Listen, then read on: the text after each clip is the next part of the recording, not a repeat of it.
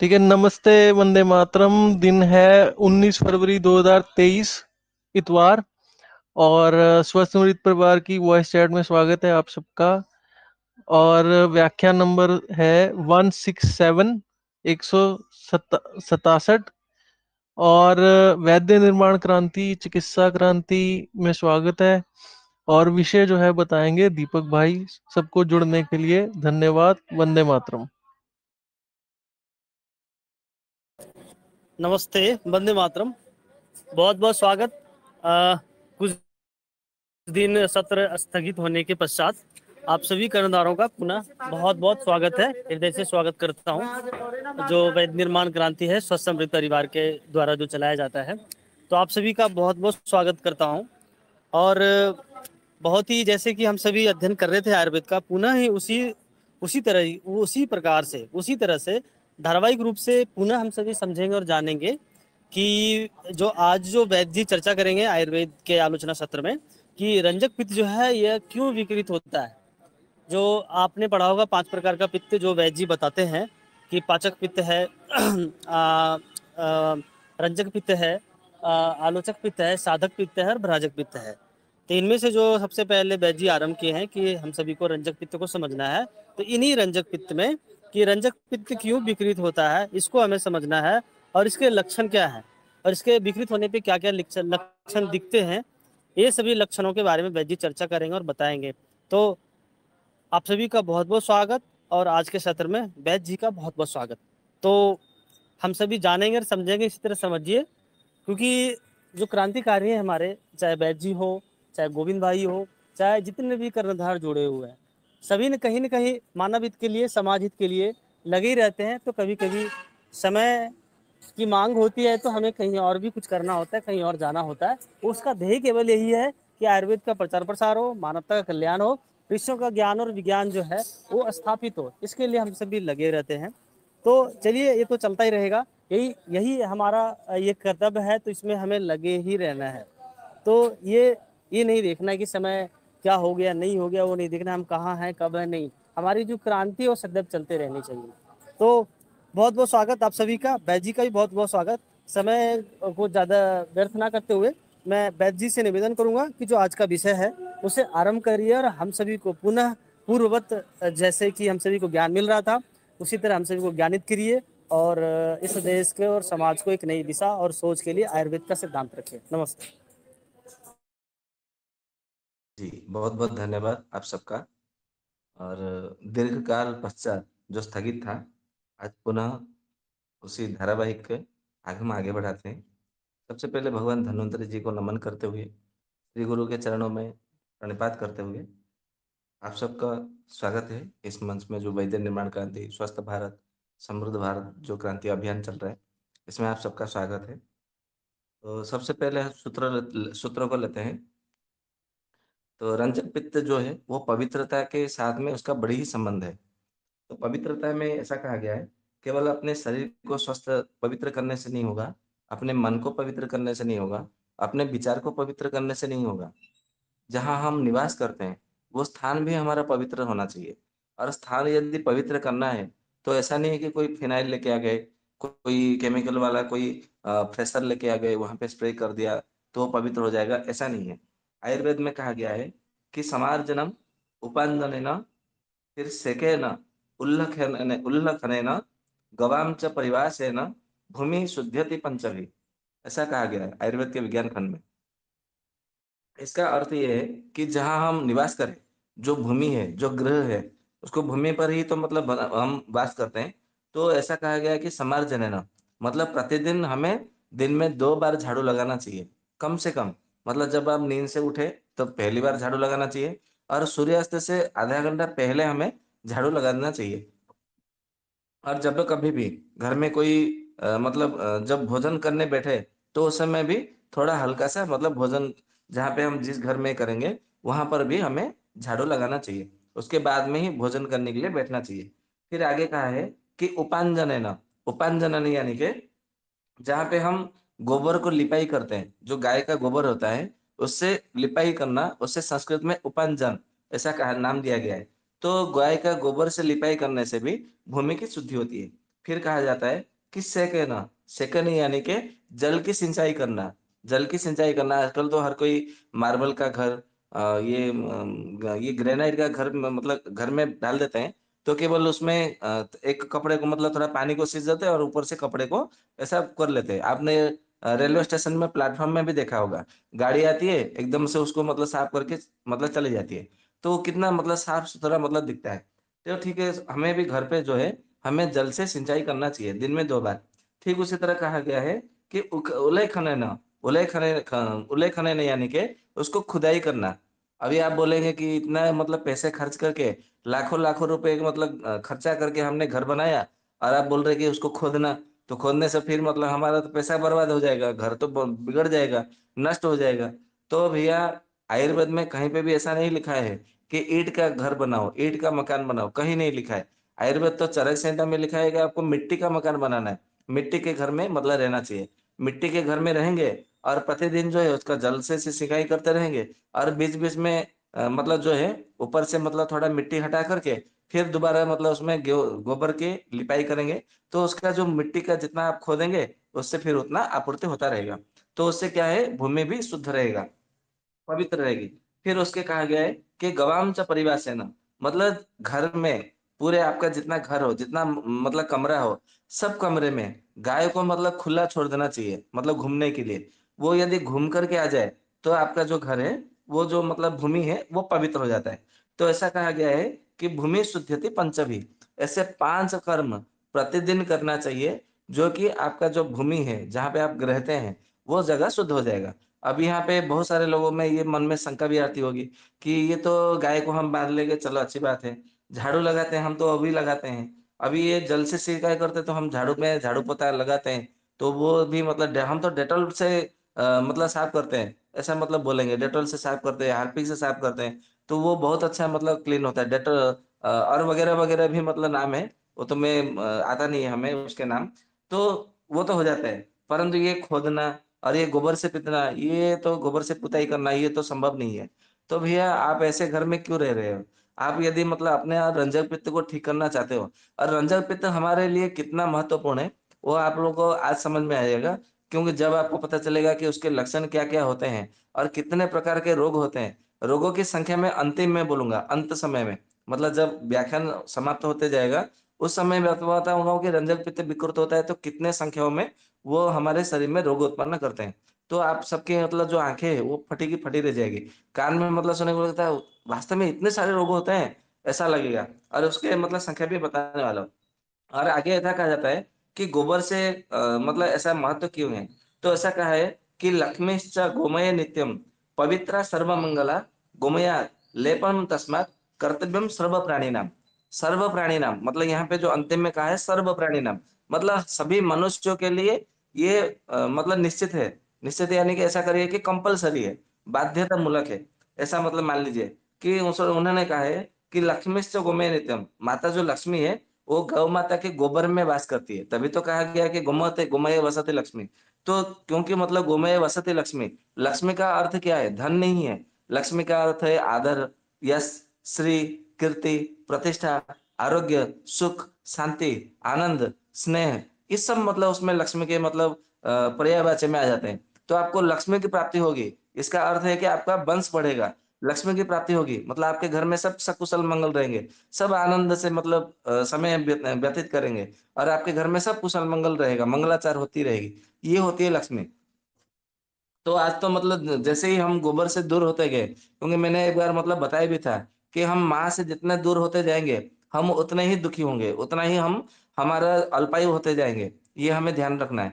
तो गाय माता को मतलब गाय गाय को माता मानते हैं, तो हमारे मतलब गाय को हमारे घर में रखना चाहिए और गौ माता के आश्रय में हमें रहना चाहिए। परंतु लोगों के मन में ये विषय मतलब भ्रम होता है कि गौ माता को हम पालन नहीं कर सकते। अरे माँ को कोई पालन करता है? माँ बच्चों को पालन करता है, मतलब पालन करती है। तो गौ माता हमें पालन करेगी, हम उसको नहीं रखेंगे, बल्कि वो हमें रखेंगे। हमारे मतलब हमारे घर में, अपने घर में वो हमें मतलब हमारा पालन करेगी। लेकिन लोगों की सोच ही मतलब आज उल्टा हो गया, विपरीत हो गया, जिसके कारण ये समस्या आन पड़ी है। फिर आगे कहते हैं कि पवित्र सर्वमंगला, जहाँ पे गाय गौ माता का गोबर से लिपाई होती है वो स्थान परम पवित्र हो जाता है, और वहां पे निवास करने वालों की सदा मंगल होती है, मतलब मंगल यानी कि सदा कुशल मंगल ही होती है। तो ये जो सरदा सर्वमंगला यानी कि जो सदा मंगल होती है, और सदा मंगल यानी कि इसका अर्थ ये है कि सदा खुश रहना। और सदा खुश वही व्यक्ति रह सकता है जो निरोग हो।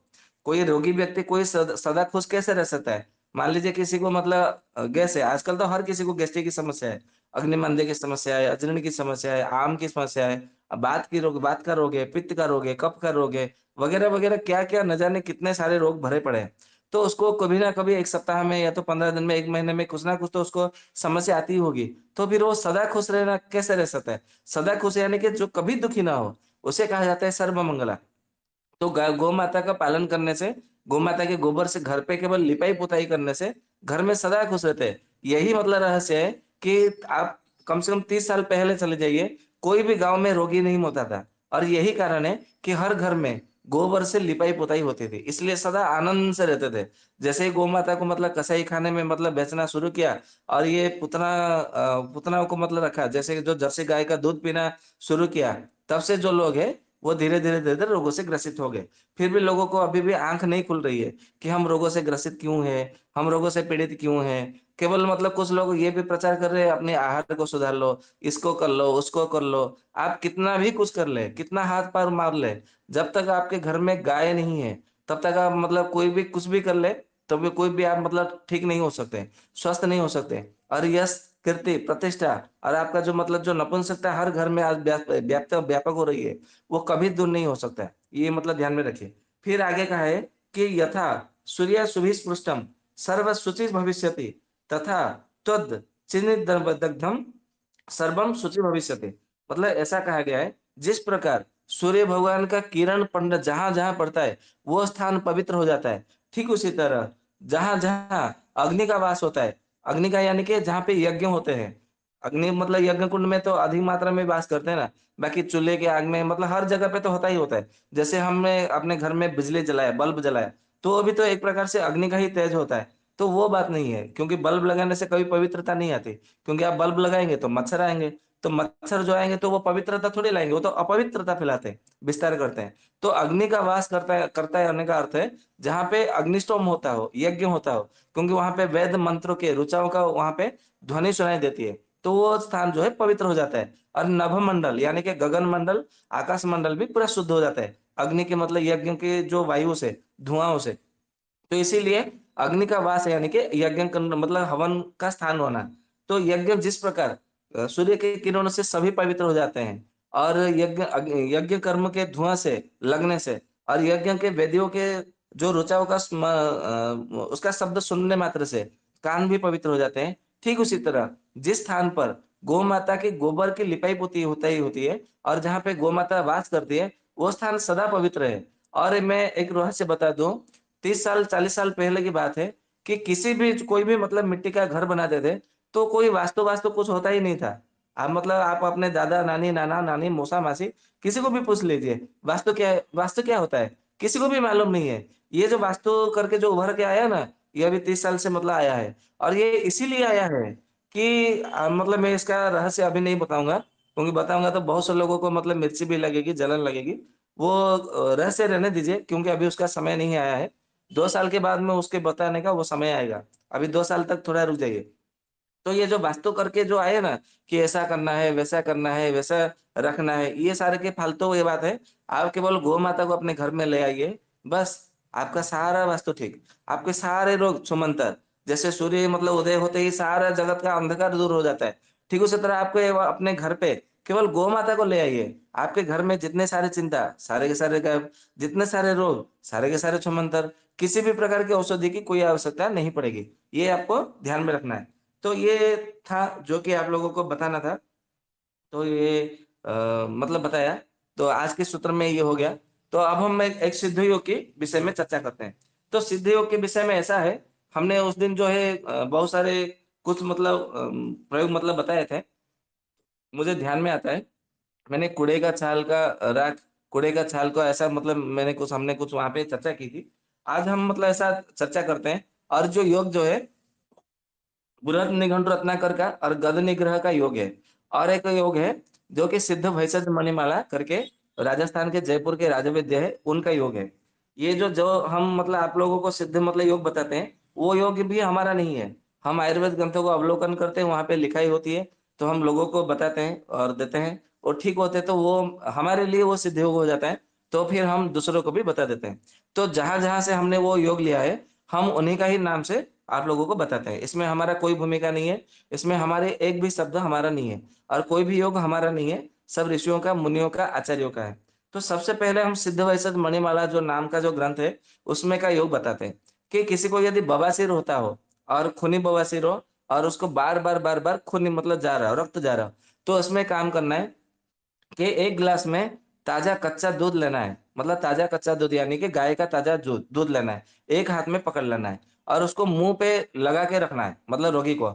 और वो पीते समय जो है, एक पूरा नींबू जो है, चाहे उनके घरवाले या तो वैद्य, अपने हाथों से उसको नींबू मतलब निचोड़ ले। तो वो मतलब नींबू का रस जो है, वो पीने वाले जो दूध है, कच्चा दूध, उस दूध के साथ में हो जाएगा। और जा कर के नींबू की मतलब नींबू का रस दूध में जैसे ही मिलता है, क्या होता है? वो फट जाता है। उसमें एक प्रकार की रासायन प्रक्रिया होती है और ये रासायनिक प्रक्रिया यानी कि जो केमिस्ट्री का जो मतलब जो है केमिकल का, रसायन का, ये सब चरक संहिता के विमान स्थान में सब बताया गया है। हम जब हम पाचक पित्त के ऊपर चर्चा करेंगे तो उसमें चरक संहिता का विमान स्थान का भी कुछ-कुछ उसमें संदिग्ध है मतलब संबंध है, तो हम चर्चा करेंगे। तो जैसे ही आप नींबू उसमें निचोड़ोगे, तो वो पेड़ में जाकर के तुरंत वो दही जम जाएगी मतलब फट जाएगी। तो दही जैसे ही जम जाएगी, तो दही का काम ये है, वो रक्त स्तंभ का काम करता है। परंतु यदि आपने दही का सेवन किया, तो आपके पेट में जाकर के वो गुड़-गुड़ करके करेगी। क्योंकि आपका जैसे ही मतलब दही जो है, दही का गुण है पित्तवर्धक है, कफवर्धक है और जिसको भी मतलब रक्त पड़ता है, चाहे कोई भी कारण से रक्त पड़ता हो, तो उसमें भी देखेंगे तो पित्त और कफ ये दोनों का ही उसमें मतलब भूमिका होती है। तो यहाँ पे पित्तवर्धक, कफवर्धक दही है, तो उसमें और भी क्योंकि उसका मतलब मल अवरोध हो जाएगा और मल अवरोध हो जाएगा, तो उसको और भी मतलब रक्त आने की संभावना है। परंतु यदि ऐसे ही आप प्रयोग करके दे देंगे, तो 1 मात्रा में किसी-किसी को 2 मात्रा में पूरी तरह से बंद हो जाता है। और ये जो योग है, ये सिद्ध वैशज मणिमाला का योग है। परंतु कुछ लोगों ने यहाँ तक कि रामदेव बाबा ने भी इसे अपने नाम से प्रचार कर दिया कि आप ये कर लो, ये हमने योग ढूँढ निकाला है। अरे भैया कहाँ से ढूँढ निकाला है? जिसने ढूँढ निकाला, उसका तो नाम बता दो कम से कम। ये नहीं करते कुछ लोग। ये मतलब मैं ऐसे लोगों को देशद्रोही बताता हूँ, क्योंकि इससे क्या होता है कि हमारा आयुर्वेद का पतन हो जाता है। इसीलिए आयुर्वेद में कहा है, कभी भी कौलिक, मौलिक, लौकिक और मौखिक इन 4 जो है पदार्थ या तो वस्तु, द्रव्य जो भी है, इन चारों को कभी नहीं त्यागना चाहिए। तो जो मौलिक मतलब जहाँ से आया है, उनका ही मतलब हमें नाम लेना चाहिए। अपना नाम कभी नहीं चमकाना चाहिए। ऐसा मतलब कहा गया आयुर्वेद में। नहीं तो क्या है आपका कुछ समय तक आपका नाम चमकेगा, फिर बाद में जो है आप सारे लोग जो है आपको भूल जाएँगे। बोलेंगे अरे ये अपने नाम से चमकाने के मतलब पीछे पड़ा है। फिर आपको कोई ध्यान मतलब याद नहीं रखेगा। आपके योगों का भी वो सत्यानाश हो जाएगा। तो इसके लिए अच्छा है जहाँ से हमें मिला है, उन्हीं का नाम बता दो। जिससे कि मतलब वो बरकरार रहे और आयुर्वेद भी धीरे-धीरे शिखरोत्तर वो उन्नति के मार्ग पर उतर रही होगी। यही कारण है कि आज आयुर्वेद पतन की ओर है। क्योंकि आप इतना मतलब सब बताते हैं, फिर भी मतलब उन्नति नहीं होती।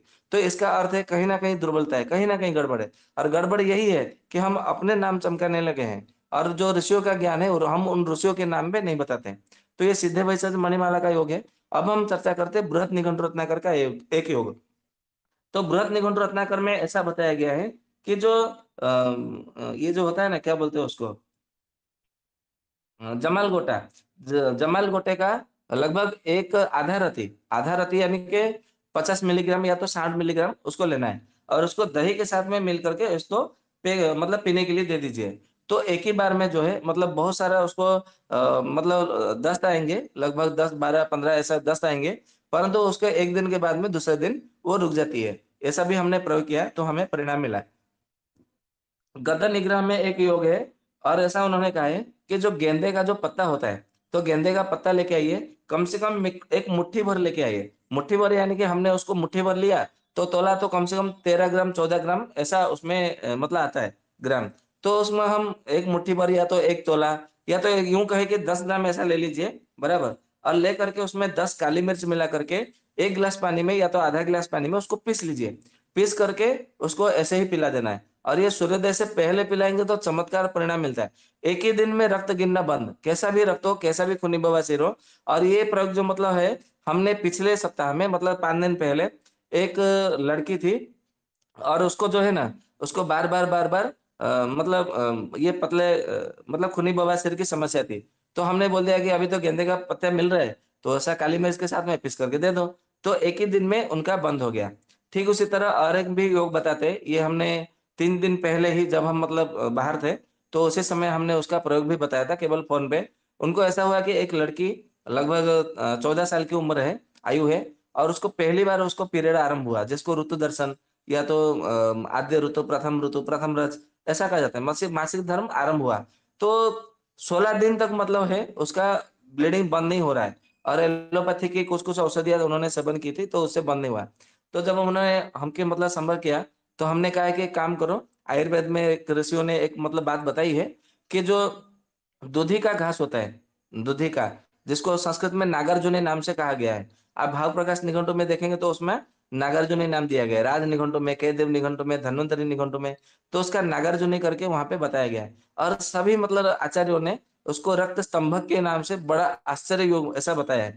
तो उसमें से हमने कहा है कि उसका एक डाली ले लीजिए, पत्ता डंठल के साथ में एक मतलब उसको क्या बोलते हैं? गोकर्ण की मात्रा में, गोकर्ण या तो बीतस्ते की मात्रा में। गोकर्ण यानी कि आप अपने अंगूठे से अनामिका उँगली तक मतलब रखेंगे, जितना मतलब होगा, चाहे वो 10 इंच हो, 12 इंच हो, जो भी जितना इंच हो, तो उसको गोकर्ण के नाम से जाना जाता है। ऐसा अमर जी ने कहा है, अमर सिंह जी ने।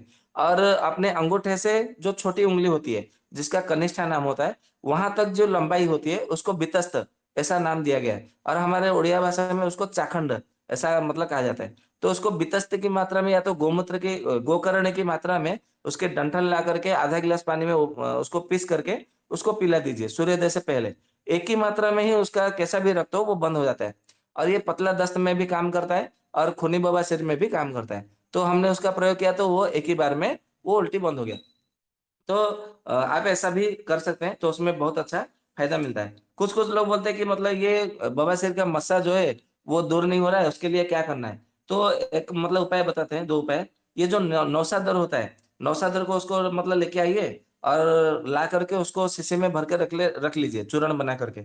और उसको क्या करिए, जब आप मतलब सुबह में जाएँगे दस्त के लिए शौच के लिए, तो दस्त दस्त से आने के बाद में मतलब मल विसर्जन के बाद में आने के बाद में जब मतलब साफ करके आएँगे मलद्वार को, उसके बाद में नौशादर को 1 ग्राम लीजिए, 1 ग्राम नौशादर को हल्का-सा पानी में मिला करके लेप जैसा वहाँ पे लगा दीजिए मलद्वार में।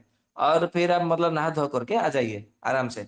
तो देखेंगे कुछ दिनों के बाद में वो धीरे-धीरे, धीरे-धीरे सारे मस्से गायब हो जाते हैं। ठीक उसी तरह यदि आपको ये नहीं लगेगा अच्छा नहीं लग रहा है, तो उसका और एक प्रयोग बता देते हैं कि जो मतलब तूतिया होता है, जो नीला तोता है, नीला-नीला रंग का, आसमानी रंग का मतलब मिलता है बाज़ार में, ये एक प्रकार के विष होता है। ये नीला तोता का मतलब नाम से जाना जाता है और उसको मोरगिरिया भी मतलब नाम से जाना जाता है। तो जिसको तुत्थ के नाम से जाना जाता है संस्कृत भाषा में। तो इसको लेके आ जाइए, 1 तोले को मतलब लेकर के 1 तोले को मात्रा में लेके आ जाइए और उसको 2 लीटर पानी में उसको उबालिए और जब आधा बचे तो उसको छान लीजिए। जब हम मतलब ये ऐसा करना है कि जब हम मतलब मल विसर्जन के लिए जाते हैं तो हम लोग क्या करते हैं, उसको साफ तो करते हैं ना पानी से, तो पानी के बदले में आप इस पानी से आपको साफ करना है, अपने मलद्वार को धो लेना है। बस यही प्रयोग करिए कम से कम 1 महीने तक। 1 महीने में जितने सारे मस्से होंगे, सारे के सारे मुरझा जाएँगे और झड़ जाएँगे। फिर दोबारा अपने जीवन में कभी मस्से नहीं होंगे। ये बहुत अच्छा मतलब फ़ायदा करता है। आप इसको मतलब प्रयोग में लाइए। तो ये था कुछ सिद्धियों के विषय में।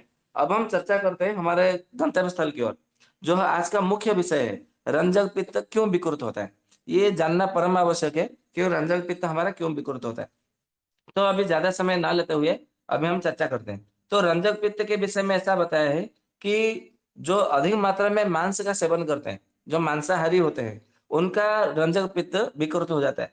और दूध, दही और मछली ये तीनों जो है मिला करके खाते हैं। या तो दूध में दही मिला करके खाएँगे, दूध के साथ में मछली मांसाहार का सेवन करेंगे, या तो मछली पीने के बाद में 3 घंटे, 2 घंटे के बाद में दूध का सेवन करेंगे, या तो दही और मछली को बना करके खाना बनाएँगे। आजकल देखेंगे डीडी वन से लेकर के जितने सारे चैनल है, यूट्यूब में भी बहुत सारे मतलब हमारे विज्ञानी लोग भरे पड़े हैं, पंडित लोग भरे पड़े हैं कि रसोई का मतलब ज्ञान दे रहे हैं।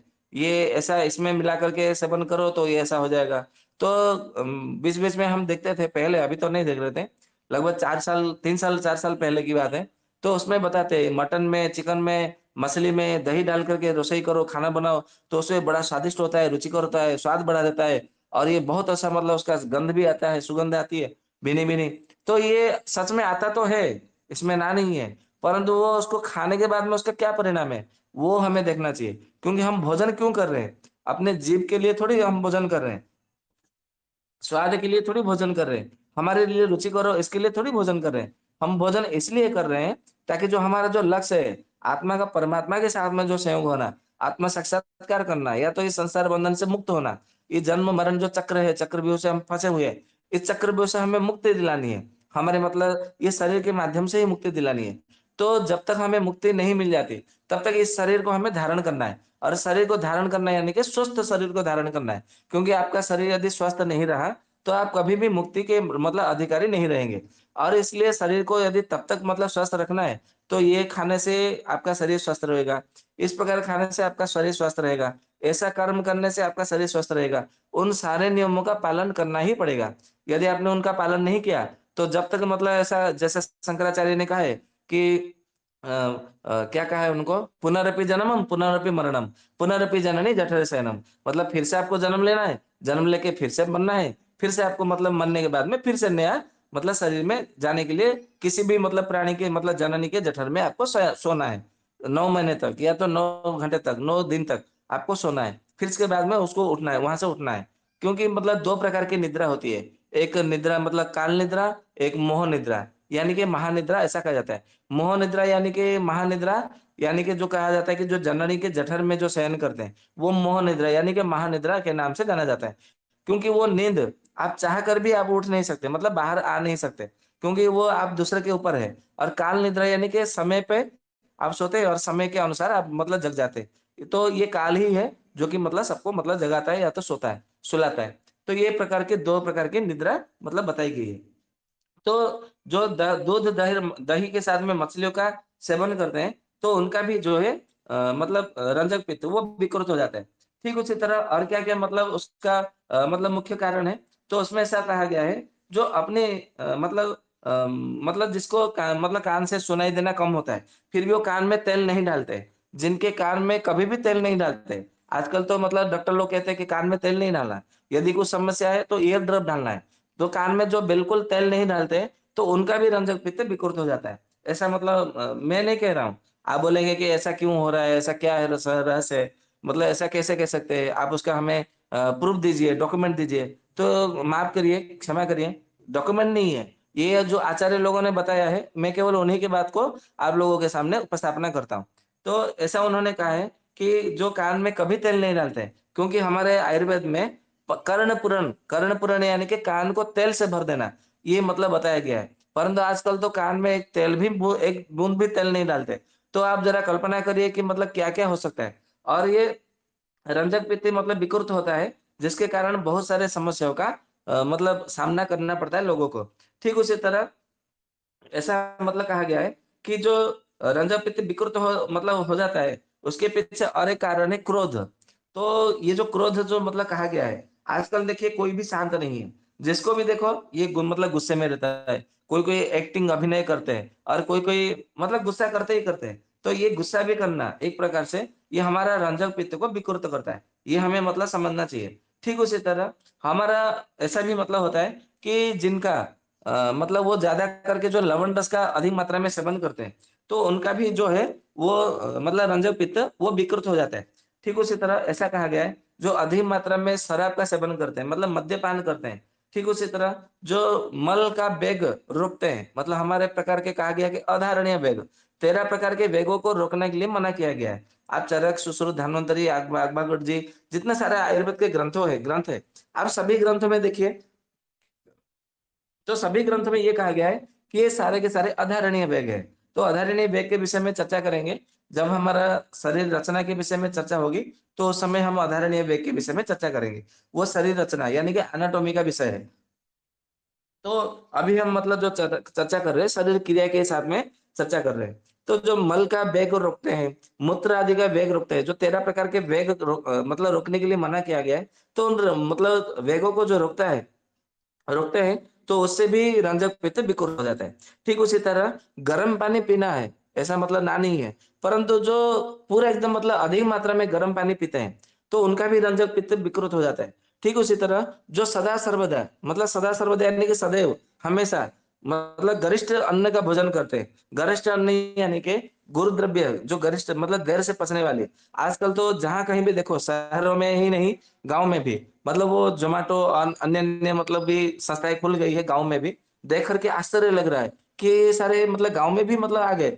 मतलब गाँव भी मतलब ये विनाश की ओर अग्रसर हो रहा है। परंतु दुःख की बात है कि लोग समझते हैं कि हमारा गाँव विकास कर रहा है। ये विकास कर रहा है कि विनाश की ओर बढ़ रहा है, ये तो समझने की विषय है, सूक्ष्मता के समझने के विषय है।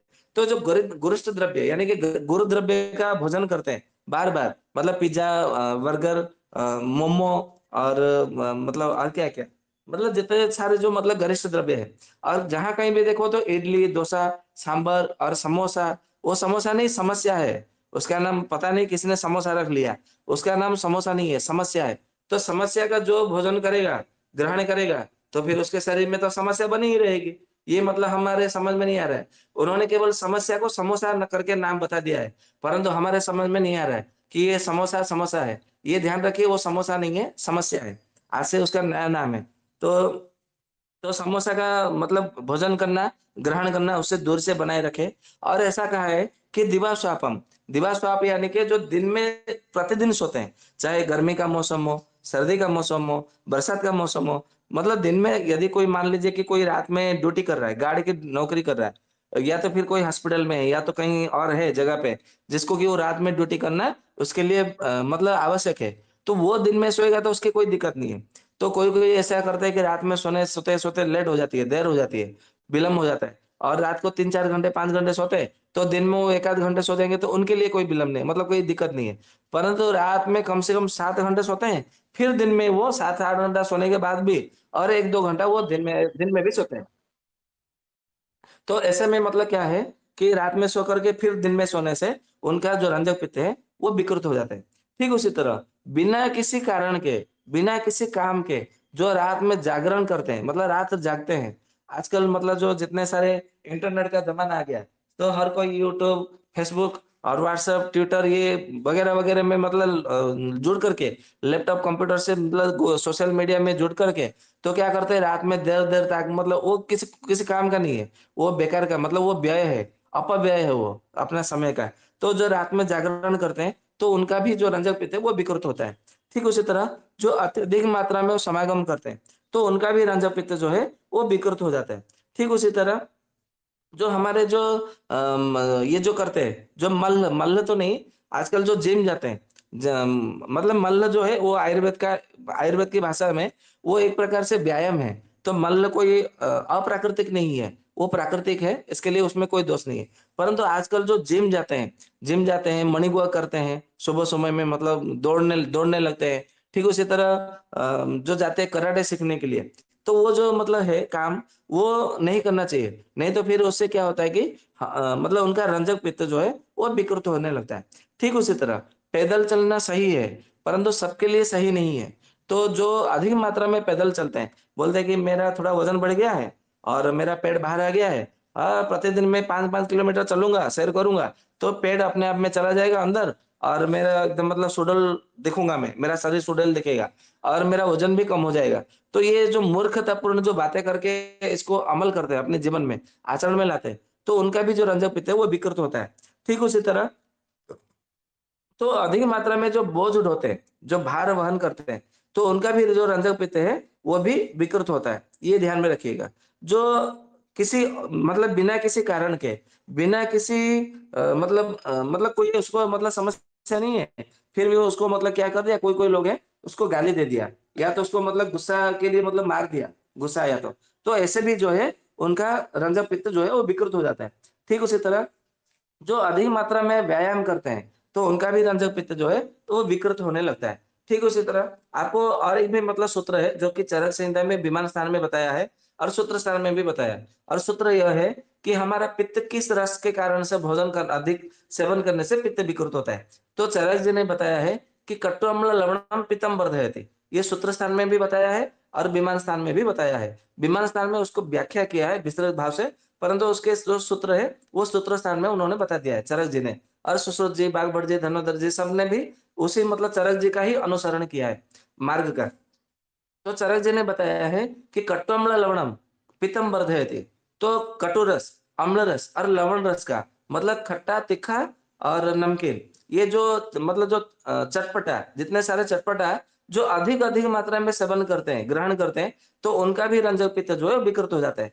तो आप देखिए बाजार में कहीं पे भी जाइए, किराने की दुकान में भी जाइए, शॉपिंग मॉल में जाइए या तो कहीं भी पान के गल्ले में भी चले जाइए दुकान में, आपको वहाँ पे मतलब विभिन्न-विभिन्न मतलब बहुत अच्छे-अच्छे रंगों से चमकने वाले, आँखों में मतलब चमकने वाले ऐसे पैकिंग मतलब भरा पड़ा है। उसमें क्या है? कुछ नहीं है। केवल खट्टा, नमकीन और ये खट्टा, नमकीन और तीखा।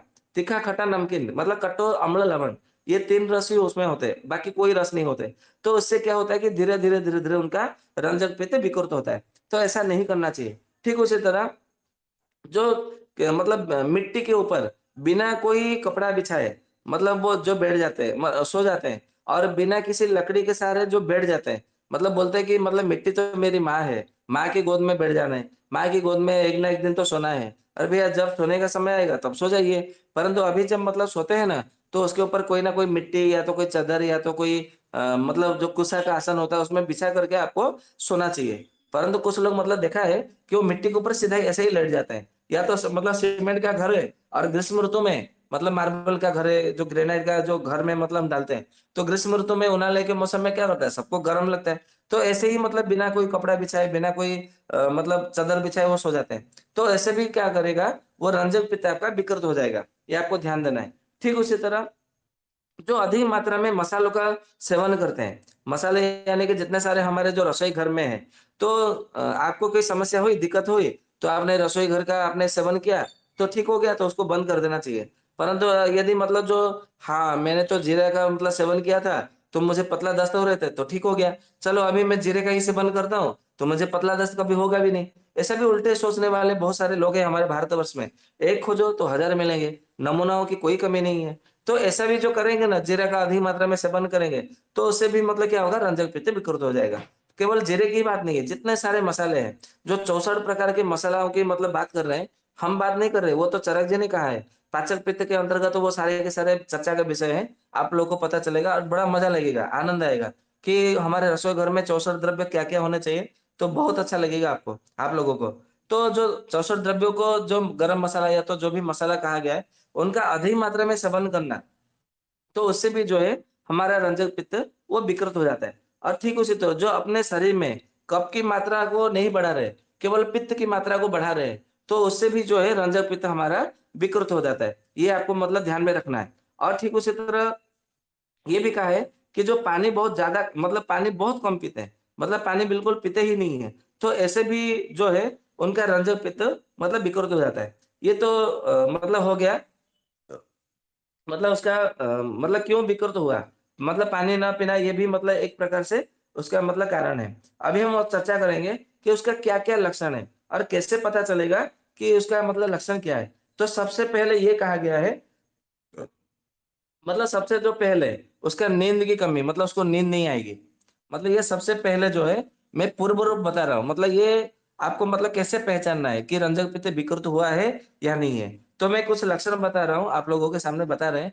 तो वो लक्षण से आप पता च कर सकते हैं कि हाँ, इसका अभी तो रंजक पित्त सही है, परंतु 3 महीने या तो 6 महीने बाद में इसका रंजक पित्त विकृत हो जाएगा। जैसे आप लोग गाड़ी चला रहे हैं और आपका जो गाड़ी है उसमें क्या हो गया क्या बोलते हैं उसको मतलब पेट्रोल खत्म हो जाता है तो लगता है ना उसमें उसका नाम तो ध्यान में नहीं आ रहा है। मतलब पता चलता है कि अभी हमारा मतलब पेट्रोल अभी खत्म हो जाएगा। तो जहाँ कहीं भी हम टांकी देखते हैं तो उसमें हाँ, रिजर्व रिजर्व कहा जाता है। तो जब हमारा रिजर्व में मतलब काँटा लग जाता है, तो हमको पता लग जाता है कि अभी हमारा मतलब जो पेट्रोल का काँटा है, फ्यूल मतलब जो मीटर है, वो रिजर्व पे आ गया है टंकी में। मतलब हमारा कभी भी मतलब गाड़ी बंद हो सकती है। तो हमारा जब भी मतलब कब सामने रास्ते में हम पेट्रोल का टैंकी देखते हैं, तो वहाँ पे पेट्रोल भराते हैं। तो उसी को पूर्व रूप मतलब हम ऐसा समझ सकते हैं। मतलब मैं उदाहरण दे रहा हूँ समझने के लिए।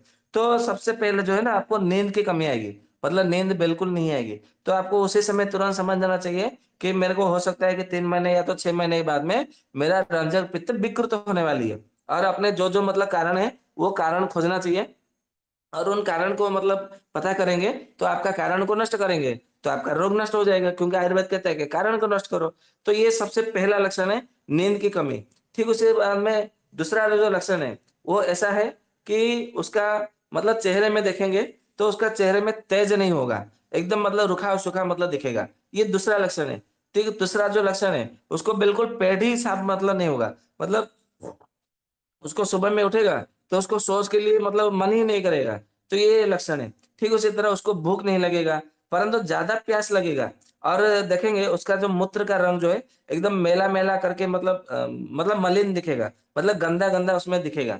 ठीक उसी तरह और ऐसा देखेंगे तो उसका जो हाथ है, उसमें या तो काले-काले रेखाएँ दिखेंगे या तो सफ़ेद-सफ़ेद रेखाएँ दिखेंगे। ये मतलब आपको ध्यान में रखना चाहिए और उसका जो पेट है वो फूला हुआ नज़र आएगा। मतलब उसको लगेगा कि मेरे पेट में मतलब कुछ है, बहुत सारा मतलब कुछ भरा पड़ा है और उसके मतलब जो होठों पे कभी हँसी नहीं नज़र आएगी। होठों पे उसके कभी मुस्कान ही नहीं दिखेगा। उसके मतलब होठ ऐसे मतलब लगेंगे जैसे मतलब बहुत सारा मतलब कोई मतलब कोई संदूक है और उसमें कोई ताला लगा दिया है या तो कोई घर में ताला लग गया है और उसका चाबी नहीं है और भरा पड़ा है और उसमें मतलब मकड़ियों के जाले उसमें मतलब भर गए, बंध गए। तो जैसा दिखता है, उसके होठों को देखेंगे तो वैसा ही आपको दिखेगा और उसको कुछ भी खाएगा ना, या तो कुछ भी खाएँगी, तो उसको उल्टी की मतलब लगेगा, मतलब उल्टी नहीं होगा, मतलब उल्टी जैसा लगेगा। ये आपको ध्यान में रखना है और बिल्कुल भूख जो है वो बिल्कुल मतलब नहीं आएगी और सुबह में जैसे ही उठेंगे, उनको मुँह का स्वाद जो है वो कड़वा-कड़वा लगेगा। जैसे उन्होंने कोई नीम, करेला, भुनी, चिरैता ऐसा कुछ सेवन कर लिया हो। इतना कड़वा-कड़वा लगेगा। सुबह का मतलब जैसे ही उठेंगे ना, वो अपने मुँह में ही वैसा उनको लगेगा, अधिक लगेगा। और उनके मतलब जीभ पे देखेंगे ज़बान पे एकदम सफ़ेद परत मतलब पड़ी होगी, मतलब बहुत सारा मतलब मैल जम गया है उसके जीभ पे, ऐसा मतलब लगेगा। और उसको जो है मतलब बड़बड़ाते रहेगा, मतलब कुछ ना कुछ मतलब बकता रहेगा, मतलब बोलता रहेगा। परंतु ये होठों में मतलब मुस्कान नहीं होगी, परंतु वो मतलब बोलता रहेगा, ये ऐसा रहेगा। तो ये मतलब ध्यान रखना है। तो हाँ, और एक मतलब बात है कि उसके आँख, मुँह और पैरों में देखेंगे ना, तो थोड़ा कभी-कभी मतलब सूजन भी आपको दिखेगी। ये आपको मतलब ध्यान में रखना है। और कभी-कभी उसकी जो नाड़ी आप देखेंगे, यदि आप लोगों में से कोई नाड़ी वैद्य है, तो उसका मतलब ऐसा दिखेगा कि कभी-कभी उसकी नाड़ी बहुत कठोर दिखेगा, कभी-कभी एकदम मतलब शून्यपन दिखेगा, मतलब नाड़ी पकड़ में नहीं आएगी और कभी-कभी बहुत ज़ोर-ज़ोर से धड़क मतलब मंडूक गति जैसा, मेंढक जैसा उसमें गति मतलब आपको मतलब मिलेगी। ये आपको मतलब ध्यान में रखना है। और कभी-कभी उसको देखेंगे, पसीना नहीं निकलेगा और जो उसका त्वचा है, मतलब जो उसके जो चमड़ी है, एकदम रूखापन मतलब आ जाएगी और उसके कमर में, पेट में और जहाँ पे हमारा लिवर, किडनी जो गलब्लैडर होता है, वहाँ पे दर्द होना मतलब लगेगा और देखेंगे उसको जो मतलब पेशाब है, पेशाब के लिए जाएगा तो उसको पेशाब में जलन होगी और उसको बहुत मतलब दर्द भी होगा पेशाब में कभी-कभी। तो ये सारा का सारा जो लक्षण है, वो दिखेगा। परंतु इसको जो है ना, हमने कुछ स्तर के हिसाब से हमने बताया है। मतलब उसको हमने पेश करने का मतलब बताया है। इसको जो हमारा रंजक पित्त विकृत होता है, तो उसमें 8 स्तर है। तो 8 स्तर जो है, ये 8 स्तर का मतलब इस समय किसमें बताया है, तो माधव निदान में तो इतना सारा विस्तार से नहीं बताया है, परंतु आप सुश्रुत संहिता में देखेंगे जहाँ पे मतलब रक्त शोणित कला अध्याय में, तो वहाँ पे इसको थोड़ा मतलब वहाँ पे भी मतलब सुश्रुत जी ने विस्तार से नहीं बताया है, परंतु संक्षेप में बताया है और सूत्र के रूप में वहाँ पे बताया है। तो हमने उसके जो सूत्र है, उसको थोड़ा मतलब उसको थोड़ा सरल करने के लिए, आप लोगों को समझाने के लिए मतलब समझ में आए, इसको थोड़ा हमने मतलब सरल कर दिया है। तो जो उसका जो पहला स्तर है, तो जब उसका रंजक पित्त विकृत हो जाएगा पहला स्तर है, तो ये स्तर जो है, ये बताना मतलब इसलिए आवश्यक है, जिससे कि आप लोगों को पता चले कि ये कौन-सा स्तर है और उसके आपके हिसाब से उसकी चिकित्सा करनी चाहिए। तो उसका जो पहला स्तर है, उसमें देखेंगे चिड़चिड़ापन आएगा, उसके जो मतलब जो मांस ग्रंथियाँ हैं, उसमें दुर्बलता आएगी, जो मसल पेन बोलते हैं ना, दुर्बलता आएगी। हृदय में कभी-कभी दर्द बना रहेगा और उसका वज़न कभी-कभी मतलब कम होता जाएगा, कभी-कभी एकदम से कम हो जाएगा, कभी धीरे-धीरे कम होगा और थकान भी लगेगा और उसके हाथ और पैर में है ना झुनझुनाहट लगेगी और उसमें याददाश्त की भी मतलब कमी रहेगी और साथ में जो हमारे शरीर में 5 मतलब जो होता है ना 5 जो शक्तियाँ, पाँचों महाभूत, वो पाँचों महाभूत का किसी ना कोई एक महाभूत जो है, उसमें विकृत हो जाएगी। ठीक उसी तरह उसको भूख लगना कम हो जाएगा और यदि वो थोड़ा-सा मतलब खा भी ले, तो वो हज़म नहीं होगा। ये इसका पहला स्तर है। दूसरा स्तर है कि उसका जो मतलब जीभ है, यानी कि ज़बान, तो उसका ज़बान में मतलब थोड़ा अधिक मात्रा में मतलब मैल जमेगी। ये मतलब पहला लक्षण है और उसको मतलब सूर्य भगवान की और वो दर्शन करेगा, या तो फिर मतलब जहाँ कहीं पे भी मतलब धूप में जाना, या तो फिर जहाँ पे अधिक रोशनी है तो रोशनी की ओर मतलब देखना, या तो रोशनी में बाहर जाना चलना, वो उससे मतलब संभाला नहीं जाएगा। रोशनी की ओर वो हल्का सा भी रोशनी होगा तो भी वो नहीं देख सकेगा, मतलब नहीं देख सकता है, ऐसा मतलब उसका लक्षण रहता है। ठीक उसी तरह गले में दर्द मतलब दर्द बना रहेगा, उसको मतलब थायराइड की टेस्ट हो जाएगी, टॉन्सिलाइट की टेस्ट हो जाएगी, और वगैरह-वगैरह मतलब सब टेस्ट हो जाएगी। लेकिन सारे सारे टेस्ट में होता है नॉर्मल आएगा। फिर वो बोलेगा कि मेरे गले में क्यों दर्द हो रहा है? और मेरे गले में कुछ अटक रहा है, ऐसा उसको मतलब अनुभव होने लगेगा। और आँखों में धुंधलापन दिखेगा, और आँखों में खुजली भी होगी, और बार-बार, बार-बार जो है उसके आँखों से आँसू मतलब हाँ, आँसू ही होते हैं। हाँ, अश्रु जो अश्रुधारा होती है, वो उसका मतलब बहने लगेगा, और कुछ भी मतलब खाने लगेगा ना, तो उसके सीने में दर्द होगा, छाती में दर्द होगा। ये उसका दूसरा स्तर का लक्षण है। तीसरे स्तर में मतलब क्या होगा, उसको धीरे-धीरे कम दिखाई देने लगेगा, और वो तो बिल्कुल प्रकाश की ओर देख ही नहीं सकता है। आलोक करके मतलब देख ही नहीं सकता, और उसको इतनी दुर्बलता आ जाएगी कि वो कुछ काम करने के लिए मतलब उसको अच्छा नहीं लगेगा। वो चलने के लिए, दौड़ने के लिए भी वो राज़ी नहीं होगा, उसको बिल्कुल मन नहीं लगेगा। ठीक उसी तरह बिल्कुल भूख भी नहीं लगेगा, और उसके मतलब देखेंगे हाथ पैरों में भी उसके मतलब सूजन आ जाएगी। जैसे हमारा किडनी फेल्योर होता है तो कितना सूजन आता है, तो ऐसा सूजन भी उसके मतलब आ जाएगी, और पेट में भी मतलब सूजन आ जाएगी। ठीक उसी तरह वो बार-बार अधिक मात्रा में चिंता करेगी, मतलब करेंगे, करेगा, करेगी जो भी है। तो चिंता के मतलब ग्रसित होंगे, और स्मरण शक्ति तो बिल्कुल मतलब रहेगी नहीं। उसको मालूम नहीं होगा कि मैंने सुबह में क्या बोला था, सुबह में क्या खाया था। इतना याददाश्त मतलब नहीं रहेगी, और उसका मतलब जीभ पे ज़्यादा दर्द भी बना रहेगा। ये इसका तीसरा स्तर है, ये आपको मतलब समझना चाहिए। और चौथा स्तर में जो आता है ना, वो कुछ भी मतलब खाता है तो उसको उल्टी हो जाता है। एक बूँद भी पानी जाएगा तो उसको तुरंत उल्टी हो जाएगी, और नींद बिल्कुल नहीं आएगी, और वो चिंता मतलब करने लगेगा। केवल अपने मतलब जो गाल होते हैं, दोनों गालों में मतलब ऐसा कान के पास में हाथ रख करके वो चिंता में मग्न रहेगा, चिंता में ग्रसित रहेगा कि हाय ऐसा हो गया, हाय ऐसा हो गया, मैं मतलब ठीक होगा कि नहीं होंगी कि नहीं, ऐसा वगैरह वो मतलब रहेगा। और पेट उसका कुछ भी खाए या ना खाए, और उल्टी मतलब हो या ना हो, उसका उल्टी बंद भी हो जाएगा तो भी उसके पेट में दर्द बना रहता है, और उसके पैरों के निचले जो तलुओं होते हैं, तलुओं में जलन भी होती रहेगी, और जलन के साथ में उसको थकापन लगेगा, और उल्टी भी होगी, पेट दर्द होगा, और साथ में छाती में भी मतलब दर्द बना रहेगा। तो ये लक्षण आपको मतलब समझना चाहिए, ये उसका रंजक पित्त का चौथा लक्षण है। ठीक उसी तरह पाँचवाँ लक्षण ऐसा है कि उसको किसी से बात करने के लिए भी मतलब शक्ति नहीं रहेगी उसमें। ये मतलब 5वाँ लक्षण है, और उसके साथ में पूरे मतलब उसके शरीर में देखेंगे ना, तो मतलब आधा किलो भी मतलब मांस नहीं निकलेगा। इतना वो दुर्बल हो जाएगी, मतलब हो जाएँगे, और साथ में उसको छाती में भी मतलब दर्द बना रहेगा, और चिड़चिड़ापन रहेगा, चिंता रहेगी। हर किसी के ऊपर वो गुस्सा करते रहेंगे। मतलब वो रोगी जो है वो गुस्सा करते रहेंगे। ये क्रोध भाव का आना अधिक मात्रा में, ये छठा पाँचवाँ पाँचवाँ का मतलब लक्षण होता है। ठीक उसी तरह ये जो छठा जो लक्षण होता है, मतलब छठा स्तर है, उसमें ऐसा होता है कि पाचन की समस्या बहुत रहती है, मांसपेशियों में मतलब दुर्बलता रहती है, हाथ और पैरों में तो पता ही नहीं चलता कि मेरे हाथ है या नहीं, मेरे पैर है भी या किसी ने काट के ले लिया, उसको पता ही नहीं चलेगा। जैसे जो पैरालिसिस का जो लक्षण होता है, वो सारे के सारे लक्षण इसमें मतलब देखने को मिलता है। मतलब अपने हाथ उठाने में वो असमर्थ रहेगा या रहेगी, पैरों को अपने मतलब उठाने में, घुमाने में, चलाने में वो असमर्थ रहेगी, और बिल्कुल उसमें जो ऊर्जा होती है, जो एनर्जी एनर्जी बिल्कुल मतलब नहीं रहेगी, और बिल्कुल जो है बाल उसका झड़ना शुरू मतलब आरंभ हो जाएगा, और वो मतलब जो है जो उसके हमारे जो शरीर में 5 तंत्र होते हैं, 5 तंत्र यानी कि कौन से? स्नायु तंत्र वो दुर्बल हो जाएगी, नाड़ी तंत्र वो भी दुर्बल हो जाएगी, मतलब उसकी नाड़ी मतलब पकड़ में ही नहीं आएगी। मतलब या तो फिर ज़ोर-ज़ोर से मतलब ऐसा मतलब पकड़ में आएगी तो मतलब आप देखेंगे, तो वात की नाड़ी देखेंगे तो वहाँ पे भी आपको मतलब पित्त की नाड़ी आपको दिखेगी। मतलब जो पित्त का मतलब होना चाहिए गति, मतलब वो मतलब विकृत गति पित्त का, वो आपको वात की नाड़ी में, कफ की नाड़ी में भी आपको देखने को मिलेगी। तो ये मतलब बहुत मतलब नाड़ी को भी वो तंत्र को वो विकृत कर देती है। ठीक उसी तरह जो हमारे शिराओं में मतलब जो शिरा तंत्र है, यानी कि जो भेन है, उसको भी वो विकृत कर देती है। ठीक उसी तरह जो प्रशिरा तंत्र है और धमनी तंत्र है, वो सारे के सारे हमारे जो तंत्र जो 5 प्रकार के तंत्र है, यानी कि स्नायु तंत्र, नाड़ी तंत्र, धमनी तंत्र, शिरा तंत्र, प्रशिरा तंत्र। ये पाँचों प्रकार के जो तंत्र है, इसको तंत्र पंचकम ऐसा मतलब नाम से जाना जाता है। तो ये पाँचों के 5 तंत्र को विकृत कर देती है।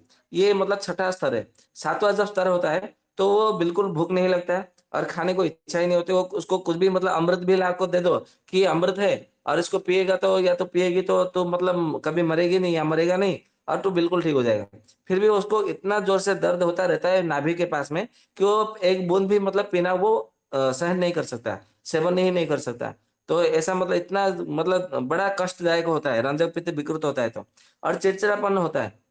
और जो अस्थि धातु और मज्जा धातु होता है, वो पूरा दुर्बल हो जाता है। मतलब अस्थि धातु और मज्जा धातु बिल्कुल वो काम ही नहीं करते, ऐसा मतलब होता है। और ये विशेष करके जो है ना, जो गर्भवती महिलाओं को मतलब महिलाओं को नहीं, गर्भवती महिलाओं को नहीं, जो गर्भवती मतलब जो स्त्रियाँ होती हैं हमारे, जो अधिक मात्रा में कसाय रस का सेवन करती हैं, या तो कटु, अम्ल, लवण का अधिक मात्रा में रस का सेवन करते हैं, तो उनके जो मतलब जो पेट में पल रहे जो बच्चे होते हैं, उनको भविष्य में रंजक पित्त विकृत होने की संभावना अधिक मात्रा में रहती है। इसीलिए रंजक पित्त को सुधारना चाहते हैं, तो कटुरस, अम्ल रस और लवण रस का अधिक मात्रा में सेवन नहीं करना चाहिए। परंतु गर्भवती महिलाओं को अम्ल रस और लवण रस का भी मतलब परम आवश्यक है, क्योंकि मधुर अम्ल लवणम कफम वर्धयति, चरक जी ने कहा है। तो उसमें आप ऐसा कर सकते हैं कि कटु रस के बदले में वहाँ पे मधुर रस ले सकते हैं। तो मधुर रस अधिक मात्रा में लीजिए और अम्ल लवण को कम मात्रा में लीजिए। आप इस प्रकार से यदि मतलब लेंगे, तो गर्भवती महिलाओं का जो पेट में पल रहे, गर्भ में पल रहे जो बच्चा है, वो सुरक्षित रहेंगी या तो रहेगा, तो उसमें कोई रंजक पित्त के विकृत होने की संभावना नहीं है। और जब ये 8वां स्तर होता है, तो 8वां स्तर हो जाता है, ये जो 7वें के साथ जो स्तर होते हैं, सारे के सारे लक्षण आपको 8वें स्तर में मिलेंगे। तो आपको समझ आना चाहिए कि 8वां स्तर है, ऐसा मतलब कहा गया है सुश्रुत संहिता में। और रंजक पित्त के जो विकृत होता है, तो मैं आपको उसकी संख्या बता दूँ ना, तो आप लोगों को मतलब विश्वास नहीं होगा, भरोसा नहीं होगा। क्योंकि फिर आप लोग बोलेंगे, इतने सारे मतलब आपने इतना संख्या बता दिया, तो उसका नाम भी बताओ। तो उसका नाम तो कहीं मतलब ऐसा उल्लेख नहीं है, केवल लक्षण के आधार पर, उसके विकृति के आधार पर, स्वभाव और प्रकृति के आधार पर, वो सब मतलब दोषों के आधार पर, धातुओं के आधार पर, अग्नियों के आधार पर, वो सब निर्णय किया गया। तो ऐसा कहा गया है कि रंजक पित्त जब विकृत होता है, तो जिसका विकृत होता है, उसके शरीर में 4,800 मतलब 4,800 4,800 इतनी मात्रा की संख्या में, मतलब इतनी संख्या की मात्रा में उसके शरीर में विभिन्न प्रकार के रोग उत्पन्न हो सकते हैं, ऐसा कहा गया है। इसीलिए अपने रंजक पित्त को मतलब सुधारना चाहते हैं, तो शाकाहारी भोजन करिए, मांसाहार से दूरी बनाए रखें, और जो भी मतलब है दूध दही इस दोनों को मिला करके सेवन ना करें। और जो मतलब जो कहा गया है 13 प्रकार के वेगों को धारण नहीं करना चाहिए, उन वेगों को धारण न करें, और ब्राह्म मुहूर्त में उठे, सूर्यास्त से लगभग 2 से 3 घंटे के भीतर सो जाए, रात में जागरण ना करें, दिन में ना सोए, और किसी के साथ में गुस्से के साथ में व्यवहार ना करें। अपने मन और क्योंकि रंजक पित्त जो है पवित्रता के साथ में जुड़ा रहता है, इसलिए अपने घर में गौ माता को अवश्य पालन करना चाहिए। क्योंकि गौ माता के आपके घर में गायब हो गई, तो समझ लीजिए केवल आपके अकेले नहीं, आपके घर के सभी सदस्यों को 4,800 रोगों से ग्रसित हो जाएंगे। ये इसका मतलब सीधा सा मतलब अर्थ है, सरल अर्थ है। तो 4,800 रोगों से यदि मुक्ति चाहते हैं, बचाव चाहते हैं, तो अपने घर में गौ माता को पालिए। एक गाय ही सही, तो एक गौ माता को पालिए। तो कोई-कोई लोग बोलते हैं कि गौ माता तो नहीं मिलता, कोई विकल्प बता दीजिए। तो भैया मैं हर किसी को बताता हूँ कि मान लीजिए आपको मतलब प्यास लग रही है, बराबर? और आपको मतलब मान लीजिए कि स्नान करना है या तो प्यास लग रही है, तो आप बोलेंगे कि मतलब पानी नहीं है, पानी पी लो। नहीं, पानी नहीं पीना, हमें उसका विकल्प बताओ। तो एक बार मतलब मान लीजिए कि नींबू पानी दे दिया, तो नींबू पानी भी तो पानी के बिना तो नहीं बनेगा। नींबू पानी को दूर कर देते हैं, नारियल पानी दे दिया, तो नारियल पानी दे दिया तो हाँ, चलो ठीक है, अच्छा लगा। और दोबारा मतलब प्यास लगी, तो मान लीजिए कि हमने उसको मतलब दूसरा कोई फल का रस दे दिया, तीसरी बार उसको प्यास लगी, तो दूसरी बार भी तीसरी बार भी नारियल का मतलब दूध निकाल के दे दिया, या तो अन्य अन्य किसी की प्रकार का मतलब उसका कोई विकल्प करके दे दिया। तो बार बार कितने विकल्प लाएंगे? उसका तो केवल पानी का कोई विकल्प है ही नहीं। इसीलिए तो जल का अन्य नाम, दूसरा नाम जीवन है। तो जीवन का भी कोई विकल्प होता है क्या? नहीं होता है। तो ठीक उसी तरह हर हर बार में, हर बात में आप विकल्प को मत खोजिए। कोई बोलते हैं कि गौ माता का विकल्प बताओ, गौ माता का कोई विकल्प नहीं है। ये मतलब सीधा सा अर्थ है, सीधा सा उत्तर है। ठीक है सर, और मैं एक बात बताना चाहता हूँ। मैं आज सुबह में देख रहा था, जब मतलब लगभग दोपहर में, तो कई सारे ग्रुपों में और कोई मतलब यूट्यूब में भी, यूट्यूब चैनल में, गूगल में, सब ऐसा बताया गया है कि अभी बसंत ऋतु चल रहा है, बसंत ऋतु का आगमन हो गया है। तो ये झांसे में कल मत रहे, ये भ्रम में मत पड़े कि अभी बसंत ऋतु का आगमन हो गया है और हमें बसंत ऋतु का पालन करना चाहिए। अभी शिशिर ऋतु का केवल एक ही माह समाप्त हुआ है, अभी दूसरा माह चल रहा है। अभी वसंत ऋतु नहीं आया है। तो लोग बोलते हैं कि अभी तो पेड़ों में फूल आ गया है, ये मतलब ये हो गया है, पत्ते आ गए हैं। तो ये समझ लेना चाहिए, जैसे मतलब मान लीजिए कि आपके घर में कोई अतिथि आने वाली है, तो आप जैसे घर पे पहले से भोजन बना के तैयार रहते हैं, या तो कहीं पे मंत्री नेता कोई आने वाले हैं, बहुत विशेष अतिथि आने वाले हैं, तो हम स्टेज को सजाते हैं, मंच को सजाते हैं। तो मंच को सजाना, इसका अर्थ है थोड़ा है कि वो अतिथि आ गया, मंत्री नेता लोग आ गए, नहीं ना। हम घर में खाना बना दिए, खाना बना रहे, इसका अर्थ थोड़ी है कि हमारे घर में अतिथि आ गए। इसका अर्थ बिल्कुल नहीं है, कतई नहीं है। मतलब वो समय समय पर मतलब होता है। मतलब वसंत ऋतु का आने से पहले वसंत के चार मित्र है, तीन मित्र होते हैं। एक होता है वसंत मलय पवन, मतलब देखेंगे जो वायु है, जो तीव्र मतलब रुखा गुण लिए था, अभी उसमें धीरे धीरे धीरे धीरे कफ गुण लेकर के, कफ को मतलब पानी की धारा को, बिंदु को मतलब बूंद को अपने साथ में लेकर के वायु चलेगी। मतलब वायु मतलब अपने बूंद को मतलब पानी को साथ में लेकर चलेगी, तो वो भारी हो जाएगी। जैसे हम खाली हाथ में मणि वो करते हैं तो दौड़ने लगते हैं, दौड़ते हैं। परंतु मतलब किसी को बोल लीजिए 50 किलो का बोरा लेकर के, धान का या गेहूं का कोई बोरा लेकर के अपने मस्तक में पकड़ के दौड़ो, तो दौड़ सकेगा? नहीं दौड़ सकेगा।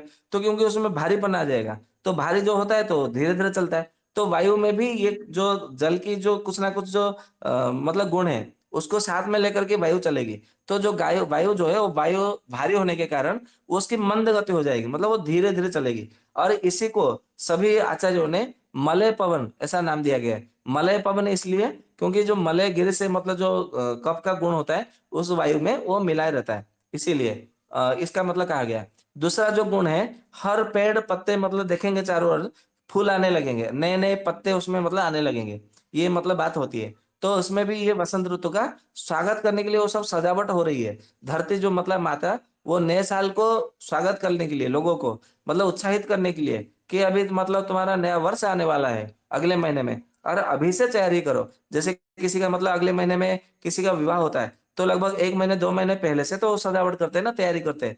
तो ये वसंत ऋतु यानी कि नया वर्ष आने वाला है, तो नववर्ष के ये शुभारंभ के लिए, स्वागत के लिए ये सब सजावट हो रही है। तो इसका अर्थ ये नहीं कि वसंत ऋतु आ गया, ये झांसे में मत पड़िए। अभी शिशु ऋतु चल रहा है, तो शिशिर ऋतु का जो ऋतुचर्या है उसको पालन करिए।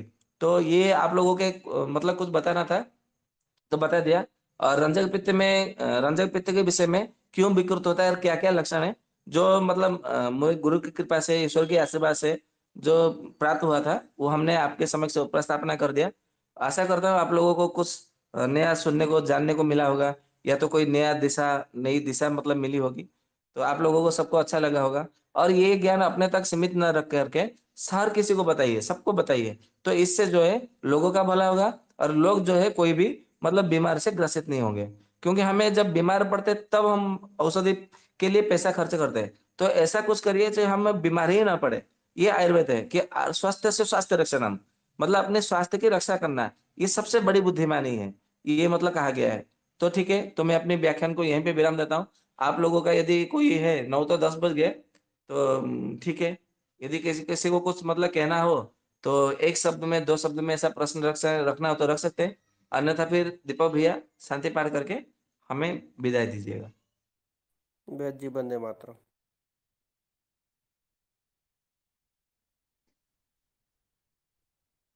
बेद जी वंदे मातरम। हाँ जी, वंदे मातरम, राम राम। बेद जी मैं ये पूछ रहा था, ये थोड़ी सी समस्या है। ये घरवाली के पेट पर आज मतलब बच्ची कूद गई थी, तो वो कूद बच्चे गई में थी मतलब? मतलब एक तरह का मतलब उस पर जैसे उछल कूद कर रही थी, जैसे वो बेटी इसके ऊपर पेट में जैसे गर्भवती है ना, पता है हाँ आपको। हाँ तो हाँ। आज वो बच्चा जैसे बता रही है कि थोड़ा बहुत जैसे मूवमेंट वगैरह होती है, तो वो कुछ दिख नहीं रहा है शाम से। क्या होता है, देख नहीं रहा है? मतलब जैसे बच्चा घूमता है ना, जैसे वो थोड़ा बहुत मूवमेंट दिखता है ना पेट में, हाँ हाँ हाँ। वो नहीं दिख रहा है। और बच्ची इसके पेट पर मतलब कूद गई थी, ये अच्छा, लेटी हुई थी वो। हाँ। तो आपको नाड़ी देखना आता है क्या? नहीं, मेरे को नहीं आता। तो आप एक काम करिए, कल जाके सोनोग्राफी करा लीजिए फिर। या तो आपके पास कोई नाड़ी वैद्य है तो नाड़ी वैद्य से दिखाइए क्या स्थिति है, या तो फिर उसका या सरल रास्ता सोनोग्राफी करा लीजिए। जी, या फिर ऐसा भी, ऐसा तो नहीं हो सकता है कि जैसे इसने आज पनीर की सब्जी खाई थी, उससे होगा क्या? हाँ, ये तो आपने गलत कर दिया ना। क्योंकि गर्भवती महिलाओं को गरिष्ठ भोजन नहीं करना चाहिए। जितना लघु आहार करेंगे उतना ही अच्छा है, क्योंकि वहाँ पे खुद नहीं खा रहे हैं, अपने बच्चे को मतलब वहाँ पे खिला रहे हैं। तो माँ जो खाएगी उसका सार तत्व निकल करके रस धातु बन करके रस, रक्त और शुक्र, ये तीनों जा करके उसके पास में मतलब पहुंचेगी। और अभी से आपने उसको गरिष्ठ खाना भोजन दे दिया, तो उससे क्या होगा, बच्चा जन्म होते ही फिर बोलते हैं ना कि उसका माँ का दूध पचता नहीं है, उसका माँ का दूध पीते है तो उल्टी कर देती है। तो करेगी ना, क्योंकि आपने मतलब गर्भ के समय में इधर उधर खाना भोजन सब मतलब खिला खिला करके, गरिष्ठ भोजन खिला खिला करके उसका पाचन तंत्र गर्भ में ही उसका मतलब विकृत कर दिया, बिगाड़ दिया, पाचन संस्थान को बिगाड़ दिया। तो उसका पाचन संस्थान कैसे काम करेगा? नहीं काम कर सकता। इसीलिए यही मतलब दिक्कत है। तो ये जो जितने सारे जो मशरूम, पनीर या तो छेना होती है, दही होती है, और जितने सारे जो गरिष्ठ द्रव्य होते हैं, उनसे दूरी बनाए रखे, बराबर। और मधुर अम्ल लवण का थोड़ा सेवन करने के लिए बोलिए। बाकी आपने जैसे बता रहे, उसके लिए सोनोग्राफी करा दीजिए, वही सबसे उत्तम रहेगा। जी भाई। ठीक है जी, हाँ।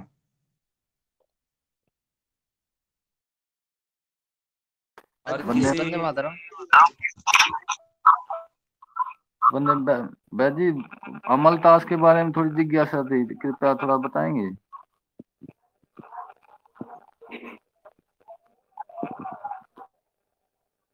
हेलो। वंदे मातरम वैद जी। हाँ जी, वंदे मातरम, राम राम।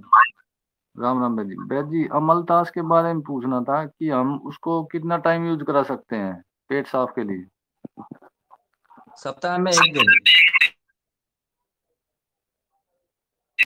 जी वैद जी, धन्यवाद वैद, वंदे मातरम। वैद्य जी, जी हम जी। कह रहे थे ना कि हमें हमें जैसे कि वो क्या बोलते हो, बार बार टॉयलेट जाने की वो बीमारी है एक ऐसी कि खाना पीना पानी पीने के बाद आप 10-15 मिनट बाद एक बार टॉयलेट जाते हैं। कम से कम दिन में मान लीजिए 15 से 22 ऐसे ऐसे टॉयलेट जाते हैं। तो अभी हमने डॉक्टर को दिखाया तो उन्होंने एंटीबायोटिक दवा ववा दे दी और मतलब इंजेक्शन मारने के लिए बोले, तो हमने बोला इंजेक्शन मत मारिए, मतलब 5 इंजेक्शन बोले मारेंगे। तो हमने बोला इंजेक्शन मत लगाइए आप, दवाई दीजिए, तो दवाई दिए। लेकिन दवा खाने के बाद ना हमको जैसे कि एक वोमिटिंग चालू हो गई कंटिन्यू, मतलब 5-4 बार हुआ वोमिटिंग। तो फिर वापस डॉक्टर के पास से गए तो फिर इंजेक्शन मारे तो मतलब वोमिटिंग तो बंद हो गई। लेकिन ये जो टॉयलेट वाली बीमारी है ना, ये मतलब कंटिन्यू, मतलब ये बहुत दिन से है, मतलब साल हो गए, 4-5 साल। तो आपको ये मतलब कैसे हम बताएं, रिपोर्ट आपको दिखा दें कि हम मतलब क्या इसमें सजेशन देंगे? अच्छा, आप गांव से है कि शहर से है? शहर से ही हैं। अच्छा। आप स्वस्थ समृद्ध परिवार से कितने सालों से, कितने समय से जुड़े हैं? हुआ 1 ही 2 महीना। अच्छा, एक दो महीना। तो एक दो महीना से आप सत्र में तो जुड़ते हैं ना? तो ये जो आपकी समस्या बहुत लंबे समय से चल रही है, तो ये तो किसी का मतलब किसी ना किसी भाई से आपको संपर्क करना चाहिए। जैसे दीपक भाई है, गोविंद भाई है, अरुण भाई है, हरजिंदर भाई है, जयपांडे भैया है, अमर सुशील भैया है। बहुत सारे ऐसे मतलब भैया है जो कि मतलब सब बताते हैं, उपचार बताते हैं, बराबर। धर्मेंद्र भैया भी है जो कि संजीवनी आयुर्वेद करके उनका है, वो भी बताते हैं। तो किसी ना किसी से आपको संपर्क करके उसको ठीक करना चाहिए। लेकिन आप एलोपैथी की दवाई से खा रहे हैं तो उससे क्या होगा? उससे कुछ नहीं होगा। उससे ऐसा होगा कि आपका पाचन जो पित्त है, पाचक पित्त, वो ही विकृत हो जाएगा, और पाचक पित्त जो है वो पूरा एकदम काम नहीं करेगा, पाचन संस्थान को विकृत हो जाएगा। मैं आपको अभी एक ही परामर्श करते हैं अभी, बराबर। मैं नहीं, हम मतलब करते हैं कि जो आप पंसारी के वहां पे जाके उसको बोलिए कि जो कुरैया होती है ना, कुरैया, जो कुटज बोलते हैं, इंद्रजव का पेड़ का जो मतलब छाल है वो लेके आइए, बराबर। और ला करके उसको मतलब बेल जो फल मिलेगा अभी, बेल फल के साथ में, बराबर, उसका शरबत बना करके सेवन करिए। 2-2 ग्राम की मात्रा में दिन में एक ही बार, लगभग 15 दिन तक सेवन करिए। 15 दिन के बाद में बताइए। टॉयलेट ठीक है। रोकने के लिए है ना, बढ़ाने के लिए नहीं? नहीं नहीं नहीं, टॉयलेट जितना रुकना है वो उतना रुक जाएगा, बढ़ाना है तो वो बढ़ जाएगी। ठीक है, वो आपके शरीर में क्या करना है वो औषधि निश्चित करेगी। आप ये सेवन करिए 15 दिन तक, बराबर, देखिए दिन में एक ही मर्जी ऐसा बार। है, जैसे ना, एक मिनट, सॉरी हाँ जी, जैसे ना कंटिन्यू, जैसे हमने देखे ना, जैसे लोग डॉक्टर लोग ना पानी पिलाने के लिए पहले बोलते थे, तो वो सब पी के कहीं देखे तो ना कंटिन्यू क्या हो गया कि किडनी में पेन होने लगा। तो फिर ऐसे ही जैसे हाँ। गोविंद भाई का इन लोग का भी सुनते भी हैं, मतलब आयुर्वेद लोगों का, उन्होंने बोला कि नहीं आप पानी जी। भी, किडनी जितना प्यास लगे उतना ही पियो ना आप। तो उतना पी रहे, तो वो सब बंद कर देते थे। जी। अभी आप यही करिए कि कुड़े का छाल लेके आ जाइए पंसारी को वहाँ। कुड़े का छाल, इंद्रजब का छाल, कुटच की छाल, कोरैया की छाल, ऐसा नाम से बहुत सारे जाना जाता है। तो छाल लेकर के आइए, बराबर, उसको कूट करके चूर्ण बना लीजिए। चूर्ण बना करके रखिए 2 ग्राम की मात्रा में, यानी कि आधा चम्मच की मात्रा में उसको लीजिए। और बेल का शरबत तो आपको बना बनाया हुआ भी बाजार में मिल जाता है, या तो पका हुआ बेल भी मतलब बाजार में उपलब्ध है, क्योंकि हमारे यहाँ मिलता है, तो मुझे लगता है कि सारे भारतवर्ष में भी मिलता होगा। या तो फिर पतंजलि रामदेव बाबा का बेल शरबत भी आता है, अन्य अन्य कंपनियों का भी आता है, वो भी ले सकते हैं, कोई दिक्कत नहीं है। तो बेल शरबत के साथ में उसका आधा चम्मच मिला करके उसको सेवन करना है, बराबर। ये सेवन करिए 15 दिन तक, प्रतिदिन। दिन में 2 बार लीजिए, सुबह शाम खाली पेट में। 15 दिन के बाद में बताइए, ठीक है जी। जी जी, थैंक यू। जी। और मैं आप सबको एक अनुरोध है कि क्योंकि अभी रंजक पित्त के विषय में चर्चा चल रहा है, तो मैं बता देता हूँ कि हम सभी मतलब वंदे मातरम कहते हैं, अच्छी बात है, क्योंकि ये क्रांतिकारी का नारा है। परंतु मैं एक बात बताना चाहूंगा, किसी को बुरा लगेगा, आप वंदे मातरम बोलेंगे ना, तो आपके रंजक पित्त में थोड़ी विकृत आएगी। ये 100% सत्य है। मतलब चाहे तो इसका मतलब परीक्षा करके देख सकते हैं। तो आज ऐसा मतलब करिए, हर किसी को कोई भी बोलता है तो भगवान के साथ में या तो फिर ईश्वर के हिसाब से उसको मतलब संबोधन करिए, जैसे राम राम जी, श्री कृष्ण, जय श्री कृष्ण, जय जगन्नाथ, या तो फिर जय श्री राधे, या हरि ओम, या जो भी मतलब आपको जो नाम अच्छा लगता है उसके हिसाब से मतलब आगे बढ़ाइए। किसी को राम अच्छा लगते हैं, किसी को नारायण अच्छा लगते हैं, किसी को शिव जी अच्छे लगते हैं, किसी को कृष्ण अच्छे लगते हैं, किसी को राधा जी अच्छे लगते हैं, अच्छी लगती है। तो उनके नाम से मतलब संबोधन करिए, तो देखेंगे आपका रंजक पित्त विकृत होगा ना, तो इतना भी विकृत नहीं होगा, वो पुनः मतलब ठीक हो जाएगी। मतलब नाम में बड़ी शक्ति है, ये मतलब आपको मानना है। मतलब करना है कि नहीं करना है वो तो आपके ऊपर है। हमारा काम है बताने का, तो हमने बता दिया। तो आप जितना वंदे मातरम भी बोलिए, ये मतलब क्रांतिकारी का नारा है। मैं मतलब उसके विरोध में नहीं बोल रहा हूँ, मुझे कोई आपत्ति नहीं है। परंतु यदि रंजक पित्त को ठीक करना है ना, तो हमें किसी ना किसी भगवान का मतलब या तो भगवती का हमें नाम का आधार लेना पड़ेगा, आश्रित लेना पड़ेगा। तो जो जो है हमारा रंजक पित्त भी मतलब बहुत अच्छा सही रहेगा। राम राम भैया। हाँ जी, राम राम, धन्यवाद जी। तो इसमें तो एक समस्या आएगी ना, जैसे हम सब तो मतलब बोल पाएंगे, लेकिन इसमें मुस्लिम भाई लोग को थोड़ा आपत्ति लगेगा जैसे बोलने में। तो नमस्ते बोलेंगे वो लोग, जो मुस्लिम है क्रिश्चियन है वो नमस्ते बोलेंगे, हाथ जोड़ करके, वो तो कर जोड़ करके। सामने से रहेंगे तब तो चलेगा, मतलब दूर के रहेंगे तो पता नहीं ना कौन से हैं, अगर फोन में आते हैं कोई तो। तो ऐसा बोल देंगे कि नमन करते हैं। जी। और एक छोटा सा प्रश्न भैया मेरा, कि जैसे जी अभी मतलब शिशिर ऋतु चल रहा है, और हमने इस जी साल मतलब सोचा था कि बेर मतलब खूब खाऊंगा सीजन में। तो हम ऐसा देख रहे हैं कि मतलब शिशिर ऋतु से पहले बेर तैयार नहीं था, और अभी जी। मतलब तैयार है, तो ऐसा लगता है कि शिशिर ऋतु खत्म होते तक पूरा बेर खत्म हो जाएगा। तो मतलब ऐसा क्या है, क्या समय से पहले आ जा रहा है ऋतु, या फल हो जा रहा है, मतलब क्या है इसमें, या कैसे करना देखिए चाहिए इसका अभी, उपयोग? जी, इसका उपयोग अभी खाने के लिए नहीं करना चाहिए, बराबर। अभी उसका जो बेर आ रहा है उसको अचार बनाने के लिए प्रकृति दे रही है हमें, कि तुम इसको लो, अचार बनाओ, और उसका साल भर तक उसका सेवन करो।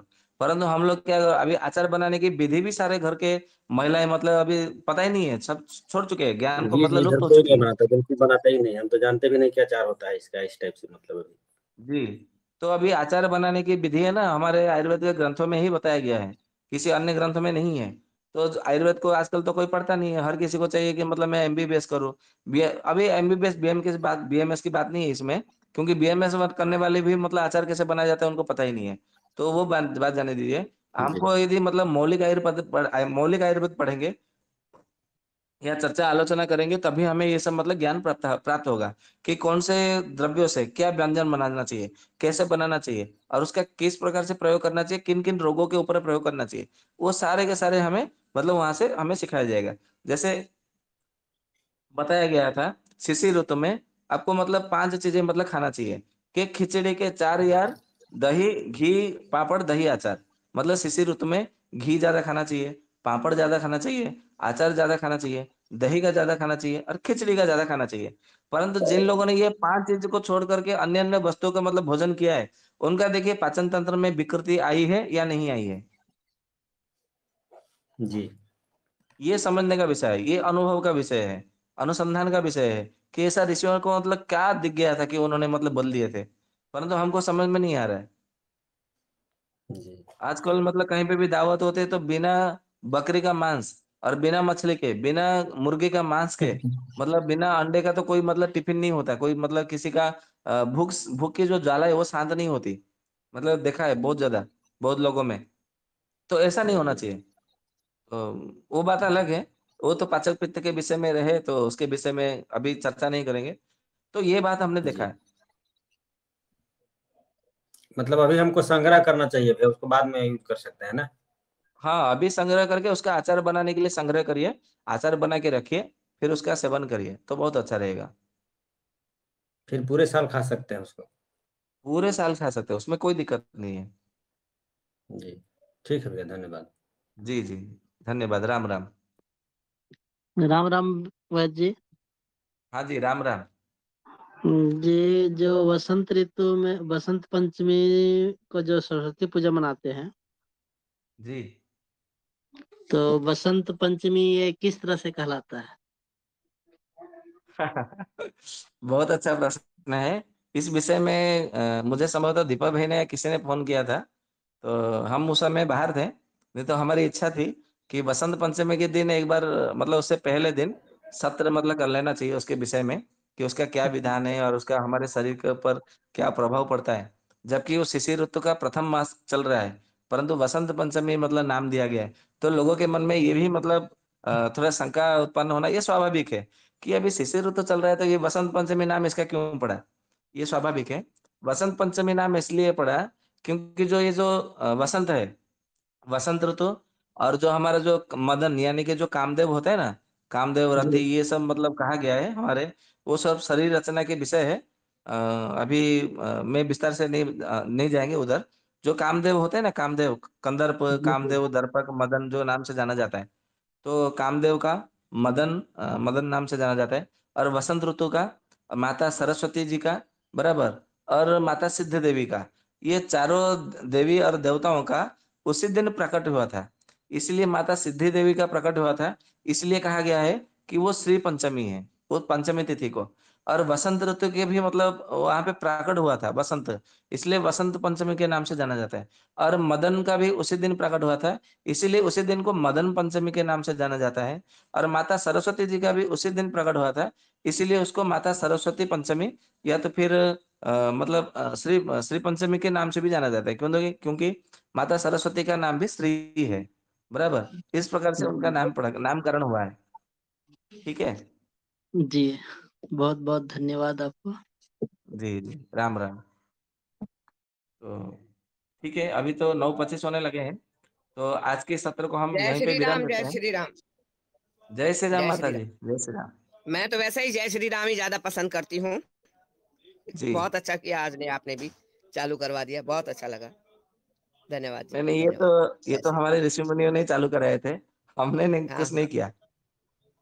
नहीं वो बात अपनी जगह सही है, मगर जो विस्मृति थी उसको जागरण किया ना आपने। जी। धन्यवाद, जय श्री राम। और इस विषय में एक मतलब श्लोक भी है। महर्षि वेद व्यास जी ने अपनी संहिता में लिखा है कि कलो, कलो यानी कि कलयुग में, ये इसका कारण भी हम बता देते हैं। आयुर्वेद के साथ में तो रंजक पित्त के साथ में इसका संबंध है ही, परंतु इसका महर्षि वेद व्यास जी ने भी अपनी व्यास संहिता में बताया है। ऐसा कहा है कि कलो नहीं, हरि नाम मतलब हरि के नाम, हरि नाम, हरे नाम एव केवलम, कलो नास्ति एव, नास्ति एव, नास्ति एव गति अन्यथा। मतलब जो कलियुग का जो समय है, उस समय केवल भगवान श्री हरि विष्णु के कोई भी आप नाम, एक एक नाम ले लीजिए, और उन्हीं नाम को आप निरंतर मतलब संबोधन करिए किसी के साथ में। और यूं कल्पना करिए कि मेरे सामने राम जी आ रही है या मेरे सामने राधा जी आ रही है। आप जिसका जो आप जिस लोग मतलब अपना इष्ट मान रहे हैं, या तो अपना शिव जी मान रहे हैं, तो बोलिए कि मेरे घर में शिव जी का आगमन हुआ, जय भोलेनाथ। मतलब आप ऐसे उनके नाम से मतलब सब करेंगे ना, तो उनके प्रति भी आपका आदर सम्मान बढ़ेगा। और ये एकत्रीकरण होगा। लोग बोलते हैं ना कि हमें सबको जोड़ना है, सबको जोड़ना है। ये जोड़ने का काम ये आप ऊपर वाले के ऊपर छोड़ दीजिए, आप अपने इष्ट के ऊपर छोड़ दीजिए और उनके नाम से आप उनको संबोधन करिए। जैसे हम यहाँ पे जय जगन्नाथ हर किसी को बोलते हैं। कहीं भी मतलब हमारा फ़ोन आता है तो हमारा मुँह से सबसे पहले निकलता है जय जगन्नाथ। आप लोगों ने भी कभी मतलब सुना होगा, ध्यान दिया होगा। तो आप अपने-अपने हिसाब से अपने इष्ट को मतलब लीजिए। तो इससे क्या होगा, एक तो रंजक पित्त आपका विकृत नहीं होगा, पहला लाभ है। दूसरा लाभ है, व्यास जी ने कहा है कि जो कलियुग के जो प्राणी हैं, उनके यदि मतलब दुखों से, कष्ट से, रोगों से, शोक से, संताप से यदि मुक्ति पाना चाहते हैं, तो उन्हें केवल भगवान श्री विष्णु के कोई ना कोई एक नाम का आसरा करना पड़ेगा, मतलब आधार बनाना ही पड़ेगा। इसके अन्यथा गति अन्यथा मतलब आपका कोई रास्ता है ही नहीं, सारे रास्ते बंद पड़े हैं। तो जो रास्ता खुला हुआ है, हमें तो उसी रास्ते पे जाना ही पड़ेगा ना। ये हमको मतलब पालन करेंगे तो सबके लिए अच्छा है। बाकी दीपक भैया सुन पा रहे हैं?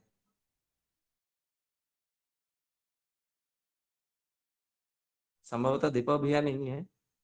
तो अरुण भैया या तो सत्यजीत भैया कोई भी है, तो कृपया शांति पाठ करके हमें विदाई दीजिए।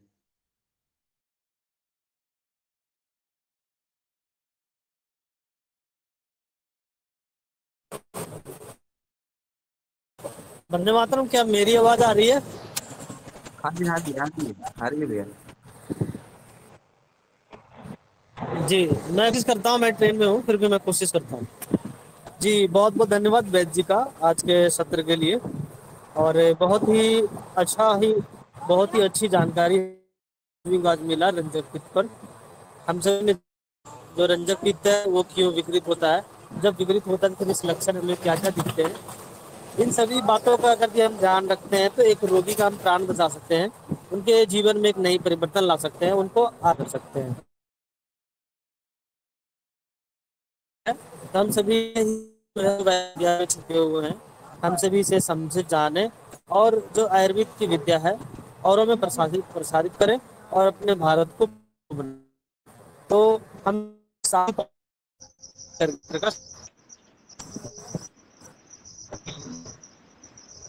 ओम शांति शांति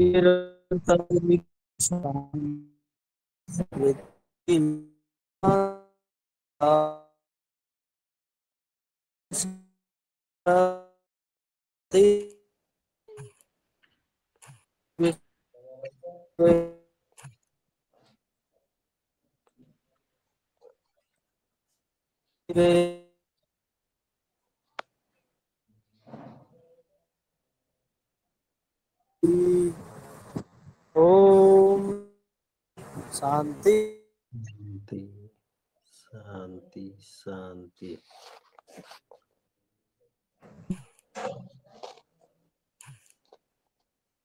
आप सभी का बहुत-बहुत धन्यवाद हृदय से।